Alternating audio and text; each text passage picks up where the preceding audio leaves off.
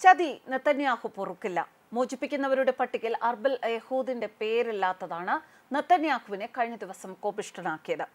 Hamas 4 ബന്ദികളെ മോചിപ്പിച്ചിരുന്നു. അക്കൂട്ടത്തിൽ അർബൽ യഹൂദ് ഉണ്ടായിരുന്നില്ല. ഇതോടെ വീണ്ടും കടുത്ത നടപടികളിലേക്ക് കടന്നിരിക്കുകയാണ് ഇസ്രായേൽ.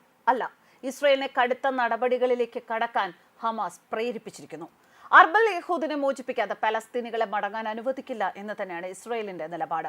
നെതന്യാഹുവിന്റെ ഈ കടുത്ത പ്രഖ്യാപനത്തിന് പിന്നാലെ പ്രതികരണവുമായി ഹമാസും രംഗത്തെത്തിയിരുന്നു. വെടിനിർത്തൽ കരാർ തങ്ങൾ ലംഘിച്ചിട്ടില്ല എന്നും നെതന്യാഹുവും ഇസ്രായേലും അനാവശ്യ പ്രകോപനം സൃഷ്ടിക്കുകയാണ് എന്നുമാണ് ഹമാസ് പറയുന്നത്. അർബൽ യഹൂദ് ജീവിച്ചിരിപ്പുണ്ട് എന്നും അടുത്ത ശനിയാഴ്ച മോചിപ്പിക്കും എന്നുമാണ് ഹമാസ് വ്യക്തമാക്കിയിരിക്കുന്നത്.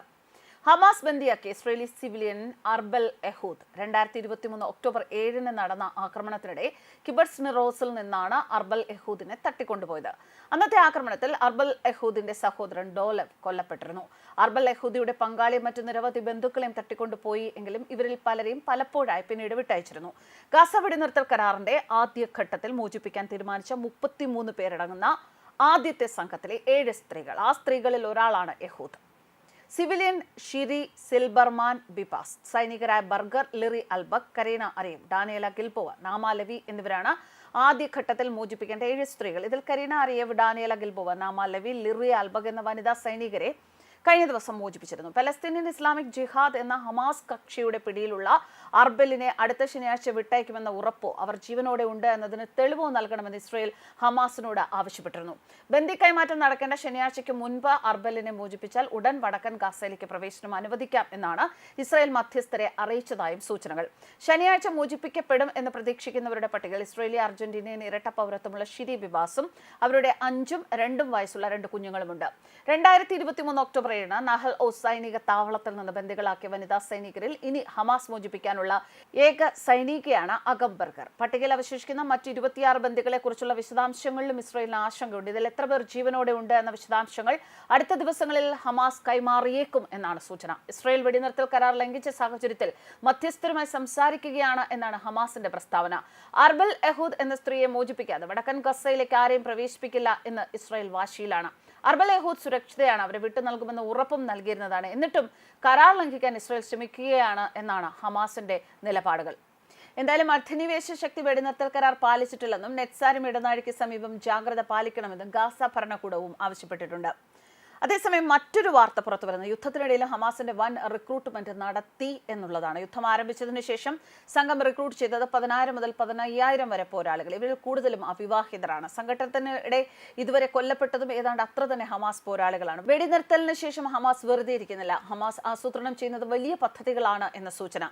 വെടിനിർത്തൽ കരാറിനെ തുടർന്ന് ഹമാസും ഇസ്രായേലും പരസ്പരം തടവുകാരെ മോചിപ്പിക്കാൻ തുടങ്ങിയിട്ടുണ്ട്. ഇതിനൊക്കെ ഇടയിൽ സമീപകാല സമാധാന കരാറിൽ സംശയം ജനിപ്പിക്കുന്ന യുണൈറ്റഡ് സ്റ്റേറ്റ്സ് ഇന്റലിജൻസ് റിപ്പോർട്ടിൽ നിന്നുള്ള ഞെട്ടിക്കുന്ന വെളിപ്പെടുത്തലാണ് ഇത്.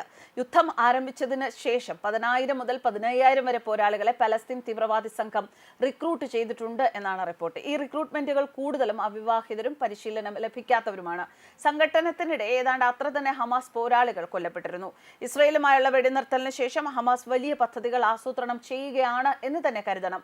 യുദ്ധം ആരംഭിച്ചതിന് ശേഷം ഇത്രയും പോരാളികളെ പലസ്തീൻ തീവ്രവാദി സംഘം റിക്രൂട്ട് ചെയ്തത് എന്തിന് എന്ന ചോദ്യവുമുണ്ട്. ഗാസയെ തകർത്ത യുദ്ധത്തിൽ ഇതുവരെ ഏകദേശം 46,000-ലധികം ആളുകൾ മരിച്ചു. പലസ്തീനിലും ഗാസ മുനമ്പിലും കടുത്ത മാനുഷിക പ്രതിസന്ധിക്ക് കാരണമായി. ഇസ്രായേലും ഹമാസും തമ്മിൽ വെടിനിർത്തൽ ഉണ്ടായിട്ടും ഇറാൻ പിന്തുണയുള്ള തീവ്രവാദികൾ ഇസ്രായേലിന് ഭീഷണി ഉയർത്തുന്നുണ്ട്.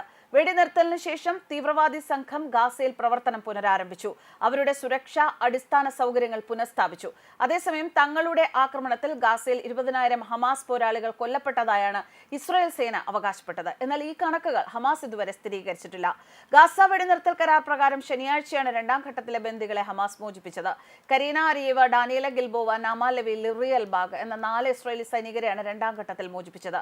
കരാർ പ്രകാരം 200 പലസ്തീൻ തടവുകാരെ ഇസ്രായേലും മോചിപ്പിച്ചു. സൈനികരെ റെഡ് ക്രോസിന് കൈമാറുന്നതിന് മുന്നോടിയായി ഹമാസ് സൈനിക വിഭാഗം ഗാസ സിറ്റിയിൽ ആയിരക്കണക്കിന് പേർക്ക് മുന്നിൽ പരേഡ് നടത്തിയിരുന്നു. അതേസമയം ബന്ദികളായിരുന്നവർ അവർക്ക് നേരിട്ട പ്രയാസങ്ങൾ കാണിക്കുന്ന ഒരു വീഡിയോയും ഇക്കഴിഞ്ഞ ദിവസം ഇസ്രായേൽ പങ്കുവച്ചിട്ടുണ്ട്. ബന്ദികളുടെ മോചനത്തിന് സമ്മർദ്ദം ചെലുത്താൻ മെയിൽ ബന്ദികളുടെ കുടുംബം പുറത്തുവിട്ട വീഡിയോയാണ് ഇസ്രായേൽ ഔദ്യോഗിക എക്സ് അക്കൗണ്ടിൽ പോസ്റ്റ് ചെയ്തത്.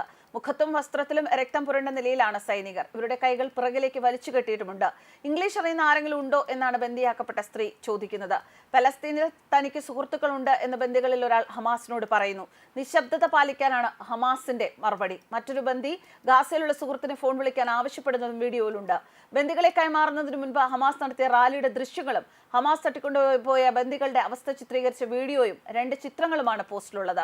ഡാനിയല, കരിയന, നാമ എന്നിവരുടെ ചിത്രങ്ങൾ നിങ്ങൾ മറക്കണം എന്നാണ് ഹമാസ് ആഗ്രഹിക്കുന്നത്. ഇത് ഇനി സംഭവിക്കാൻ ഞങ്ങൾ അനുവദിക്കില്ല എന്ന കുറിപ്പ് സഹിതമാണ് പോസ്റ്റ് ചെയ്തിരിക്കുന്നത്. News desk കർമാൻസ്.